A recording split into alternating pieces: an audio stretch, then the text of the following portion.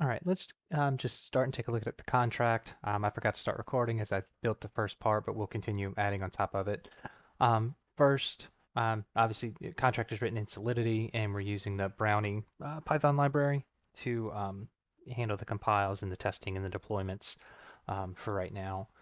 So what this is, it's just a basic task tracker, and a task can have a few different items. The first is you have a project that this task belongs to this project, a short form title, a longer form description if needed, whether or not that task is completed. I'll probably wind up changing this to an enum for processing later down in the task list, but we'll refactor that later. A due date of the task. It's going to store a Unix timestamp, so it's just going to store it as an integer, and we'll have the UI convert that back and forth at some point. We have an address of the assigned user. Um, where this task is assigned to this person. We also have a payment. You'll see later when we create a task, we have the option to fund it with an amount of Ethereum, and my thought is that once that task is marked as completed, by the owner, um, that ETH will get transferred out of the contract back to the assigned user, some sort of payment for completing that. So we'll mess around with that later. And then finally, we store the address of the owner just to handle, and you'll see later, being able to update it. You can only update an item that belongs to you. And so if we look at what we've got here, we've got the general list of tasks. And I'll if anybody has any feedback on this, the way I'm doing it right now is I'd like to easily retrieve all the projects or all the tasks that belong to a specific user. I'd like to easily retrieve all the tasks that belong to a specific project or all the tasks that belong to a specific owner. And so in this case, I've created a mapping where so I'm going to map the assigned user's address to an array of integers, and what that'll do as I insert items into this task list array, I'll store the index of those, and you'll sort of see that in the code further down. Um, the other thing that I'm using is the NatSpec documentation format. And this just sort of helps, one, have a standardized way to document things. And then two, there is some sort of functionality built in that if we look at this specific function, the tasks, I'm sorry, the parameters are it needs an assigned user and it needs a task index. And so we've documented what each of those things are here. If I were to create and say that this parameter name is test and try to save it, you'll notice that we get an error and saying, look, you define this parameter test in your comments, but it doesn't exist in the actual parameters of the function. And so that obviously there's something wrong here. So once we would flip this back to assign user, it'll go ahead and compile without any issues. Okay. So to go through the functions, for me, this is just more of a testing thing to see the contract balance so I can check as it's being funded. I can sort of monitor, how much ETH is in the contract. We have three separate functions to handle those mapping arrays. One to push a task to the user, for the assigned user. One to push it to the projects, that this task belongs with this project or this task belongs with this owner. So we've got three, sort of basic functions outlined here. We've got the big one, an add. I guess I should rename this add task. It's going to accept a project name, a title, a description, a due date, and an assigned user. We've got the requirements here, to make sure that all of these items are filled out, as well as some associated comments. So if they ever don't pass validation, it'll go ahead and give the user a somewhat descriptive error message to help them figure out what they're doing incorrectly. Again, this is where I'm not entirely sure. But what we do, I want to figure out how many items are in the index or are in the task list already, so I can know what the next one will be.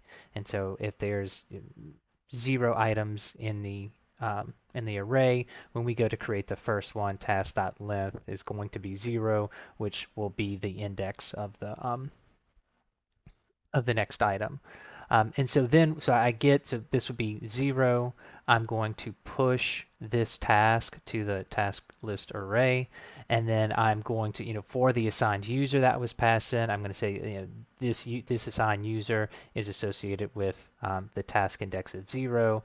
This project is associated with task index of 0. And this owner is associated with the task index of 0. And so then the next time, if we were to create another task, it's going to say this is 1.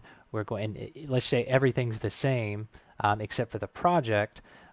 It would go to the assigned user. So the assigned user, the user list, for that would have 0 and 1. The project is a different project, so there would be project 1 would have an index of 0, project 2 would have an index of 1 associated with it, and then the owner, since I'm creating both of them, I would have task 0 and task 1, and we'll kind of see that work out as we write our test here in a few minutes. Um, Get user task. Again, we give it a specific user, and so this was give me all the tasks assigned to this user, and it's going to give me back all of the indexes. So if the task at index 0, 2, and 4 were assigned to this user, that's what we would get sent back. We would get sent back 0, 2, and 4, and then we would use a subsequent look up to go get all of that information. I could return the entire array and it comes back as sort of like a giant tuple format. And depending on performance, I'll have to see later from a web UI perspective which one works best to just get the indexes and then look them up one by one, or to get the tuple directly out of it. If I were just, if I were to return that and see what that looks like. So we'll figure that out after. Same thing for this specific project. Give me a list of all the task indexes that are associated with it. Same thing, I'll pass in an owner. Give me all the tasks associated with an owner, or the indexes of the tasks. And then finally, we have a task update. Oh, one more thing. If we look at the add index, it is a payable function, and so it can be funded with ETH. And so that's when we create it, we'll understand, the message.value is the amount of ETH that was put in. And so that way we know when the contract is completed, or when the task is completed, how much ETH we need to take from the contract and give it to the user. Again, there may be a better way to do this. This is just sort of me figuring out the ins and outs of Solidity. So finally, the owner here. Let's see. Okay.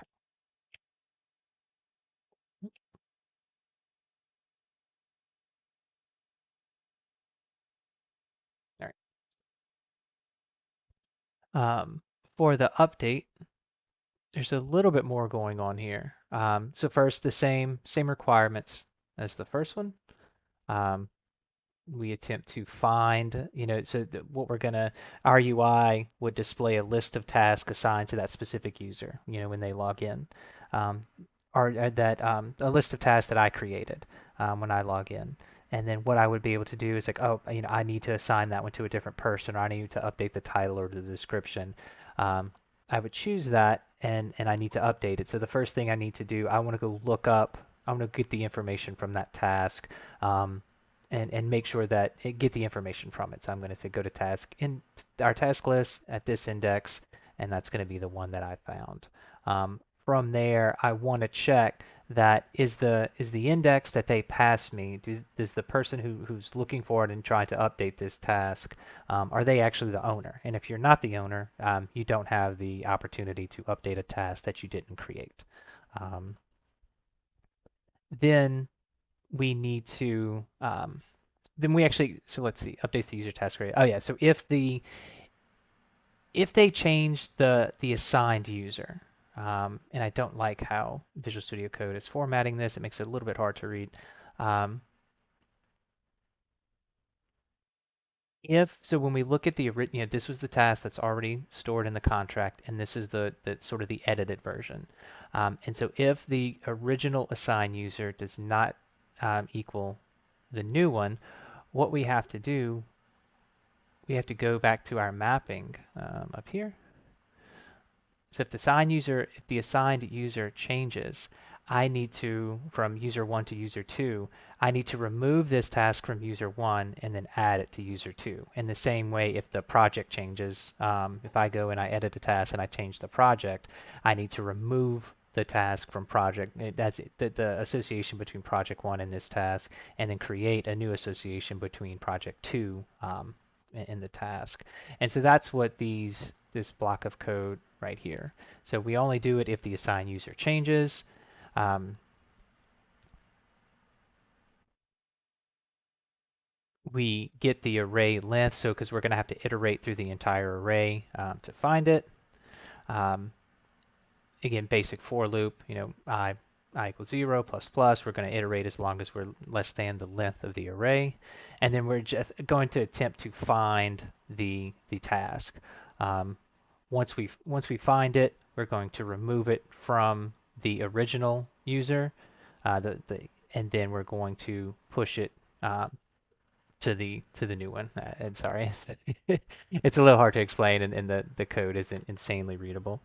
And then same thing if the project changes. So if the the project on the original task as it existed is different from what we're updating it to, go ahead and remove it, from the the project task list for the old project and add it to the project task list or mapping as a new one. And then finally, once all of that is cleaned up and our mappings have the tasks stored against the correct projects and the correct users, then we finally, for the primary task list at this index, go ahead and set it to the updated information that was passed in. Um, the difference, one of the primary difference between the update and the add is if we look, the update is not payable. And same thing with the amount, right? We're getting the payment off of the original task. And once the task is created, um, you cannot change the payment amount. Just in my implementation of it, I don't want to write the code to figure out the difference between how much they originally put in versus how much they added in the message.send and then increase that. It's doable. We might come back around. I might put it to do here at the top to add that functionality, but for right now, I'm going to go ahead and leave it off. Let me go ahead and I'll make a notice right there. So I think here I could do, and we use the @dev, and this is just sort of a catch-all for anything we need to let a future dev know. Um, we'll say investigate, adding, um, uh, yeah, adding payable functionality to this function. Would have to um, figure out the difference between the original amount, or I would have to um, increase the task.payment value based on the original value plus message dot value, which actually, as I'm typing this out, wouldn't be too hard, but we'll take a look at that later. So before I get any sort of deeper with our code, I do want to write some tests. So in my Brownie environment here, I've got a deploy function um, that, again, just will deploy the contract for me. It understands the difference between running on a local ganache and running on a RINC-B network. I've got a .env file that's got my private key stored in there, but with the git ignore to make sure that it doesn't get published to git. I've got a Brownie config. I can pull that up. Again, it just gives me access from that, from this .env file, and gives me access to this private key. It also sets my default network to the development chain, and then and whether or not we want to publish the source code to the chain when it's done. When we're running in Ganache, we don't have the capability to do that. And in the event that we publish this to the RINC-B testnet, I do want to have that verify equals true, so it'll publish the code to the contract so you can view it on Etherscan. Um, but for now, let's go ahead and write a couple of tests. So let me save all of this. Close, close. We'll leave the contract open for now. All right, scripts test. So I'm going to create a new file. Test underscore. I don't know. We'll also call it function test. Function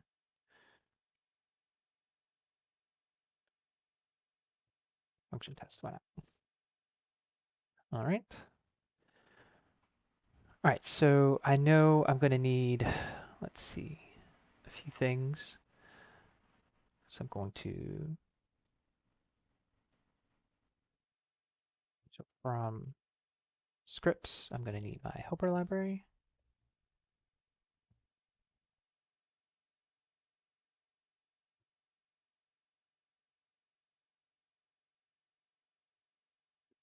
All right. So let's say from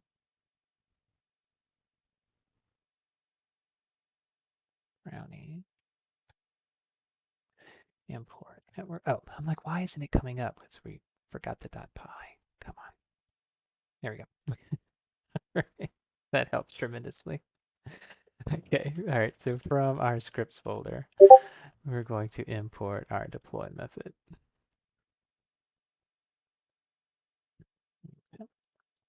Um, I think for right now, that might be all that we need.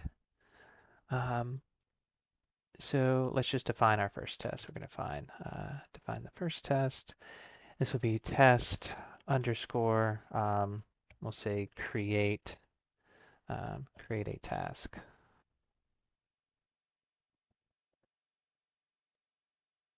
Great task. How about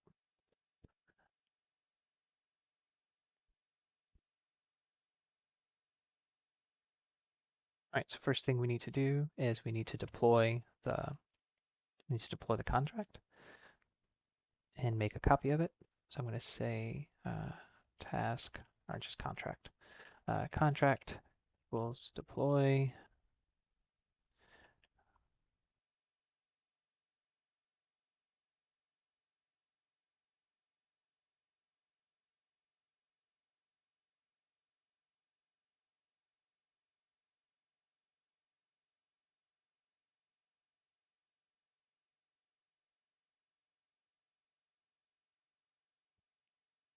Deploy contract.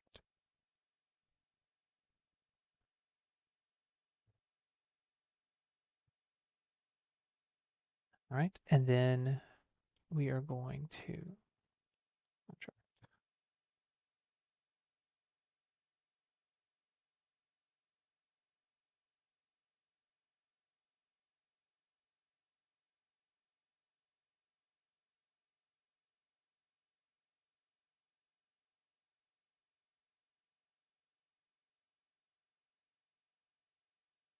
So we're going to add a task.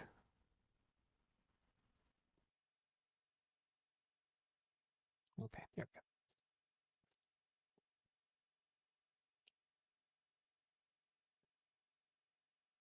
All right, so we're going to say contract dot add task, and we need to pass in an object that has a few things. So a project, and we'll say test project. And then we've got a title. We'll say title equals create first test.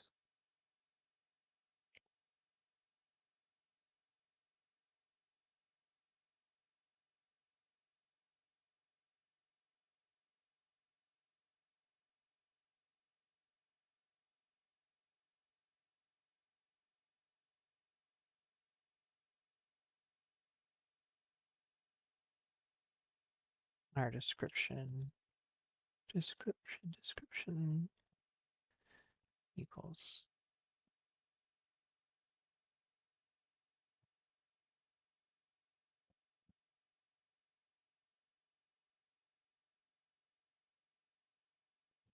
create a test for adding a task.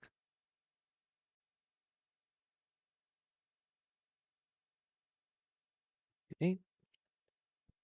I don't know Unix timestamps off the top of my head, so it's not required as of right now that it is a valid one. So I'll just do this to make our life easier.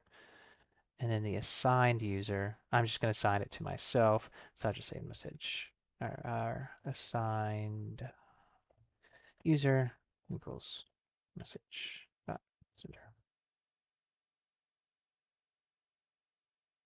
Oh, that's Solidity. Get account. Um, oh, that's our helper function. So from scripts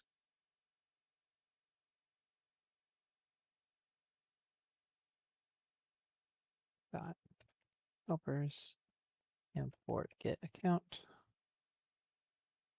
from scripts dot deploy get deploy contract. Clean that up a little bit and get account and account. And so once we do this, um,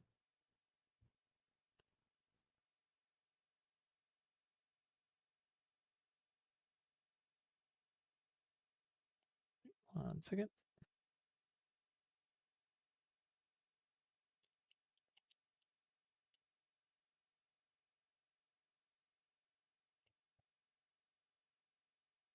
I'm just looking up from one of my earlier examples. Let's see. Here we go. And tests. Okay. And then from the other thing, so we have to pass in this object, and since we're doing a state change on the chain, we've got to go ahead and put from get account, I think. All right.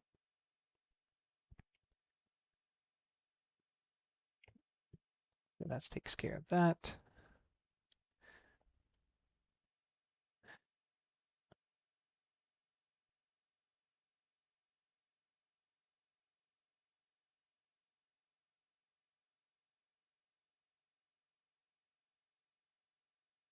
All right. And then so if the contract and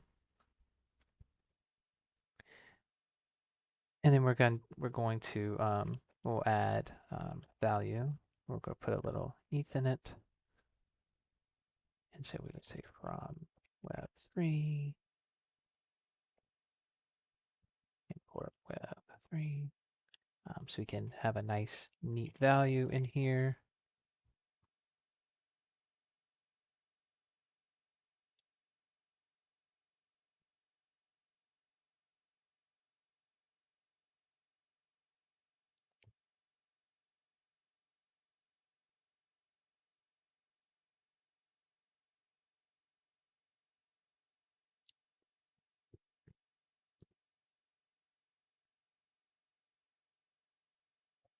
And so the first thing we want to assert is that our just the task, the task count increased by 1. We know we're starting with an empty chain. There's no constructor that initializes any task in here, so we're going to say assert that. Um, let's see, contract task list dot length equals equals. Okay. Um, theoretically, again, it's my first time kind of writing it, without tutorials and stuff like that. So let's just do a brownie.test and see what happens.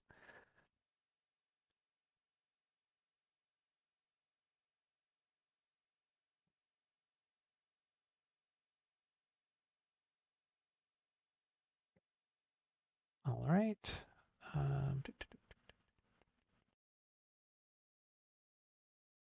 If we do 0, let me do one chain. I think if I do a dash s, it prints out.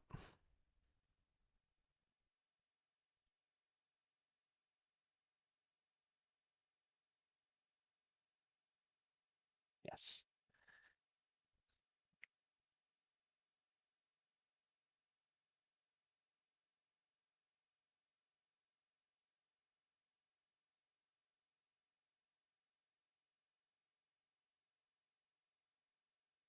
Okay, so added successfully. Here's the information.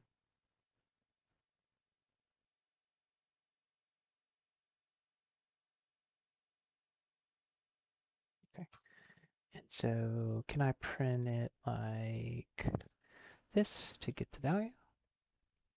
Let's see.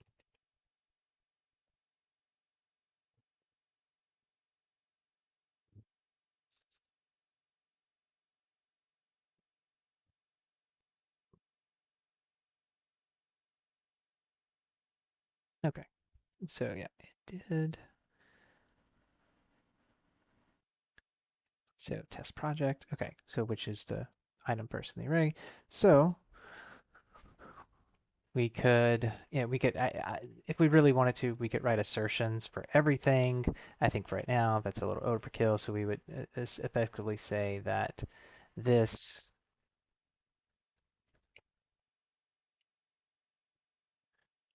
equals, oh, no, assert that this equals test project.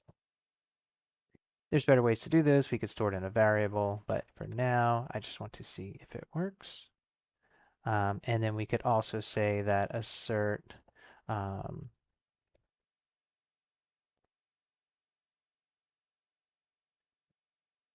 uh, contract dot get contract balance equals 2,500. All right, let's try that.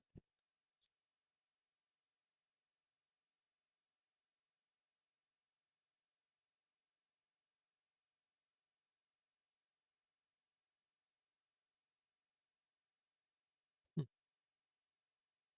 But helps to spell it right. Project.